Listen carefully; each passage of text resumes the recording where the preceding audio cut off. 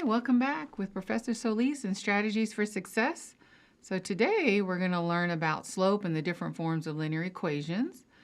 So slope tells us how steep a line is, how one quantity changes compared to another. So we have 4 types of slopes that we talk about in our course. So let's do that first. We have what we call a positive slope. So we're going to draw 4 graphs to first emphasize. So here's my grid. Then we're going to look at a negative slope. Then we're going to look at a horizontal slope. And also a vertical slope. So hopefully you can make a little chart on your notes. And we'll write some equations underneath these also. So positive slope means our line will go up. It'll start with y equals mx plus b.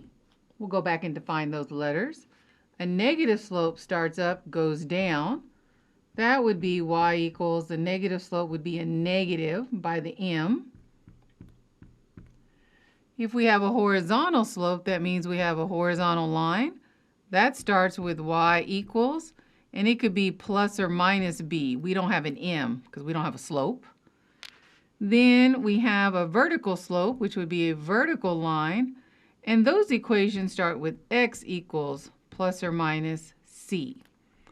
So these are 4 slopes that we're going to be talking about in our class. And let's go back. Little m stands for slope.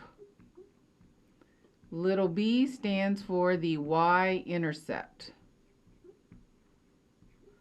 And we're going to put down here, little m, we have a formula for slope. It is y sub 2 minus y sub 1 divided by x sub 2 minus x sub 1. So I'm going to box that in. A lot of us recall this as being rise over run. Some of us may have heard it as the change, we use the triangle symbol, the change in y's over the change in x's. And there's some other ways that we can say slope, but this is the one we tend to remember the most. Lowercase m with our formula rise over run. So a lot of students, they'll miss this because of those signs. So you have to be careful because a positive and a negative slope do 2 different things. All right, so let's erase this and then we're going to do an example. So make sure that we have this down and plug in some numbers. All right. Here we go. Hang in there with me. And we're going to do an example with some positive numbers and then some with some negative, because I know y'all love negative numbers. So we want to make sure we don't mess those up. Okay, so let's look at, let me dab this just a little bit because it's a little glare on my side, hopefully not on yours. All right, so if we have, we're going to find the slope. I'm going to write it right now, but moving forward, I'm going to use lowercase m. We're going to find the slope given these 2 order pairs, 1, 2, and 3, 6. So what we do is the first order pair is what we know as x1, y1. The second is x2, y2. Now your homework problems aren't going to tell you this, so I'm sharing. Always go left to right. The first one's your x1, y1, next order pair x2, y2. We're going to plug it in our formula. We're going to rewrite the formula first, which you should do in your notes, and then let's plug in the numbers. So y2 would be the 6, minus sign from the formula. y1 would be 2, divided by x2 is 3, minus sign x1 is 1. Then we do our math. 6 minus 2 is 4. 3 minus 1 is 2. Anytime you have a fraction, always reduce it if you can. 2 can divide into 4 nice and even, so we'd end up with a 2. So my slope would be 2.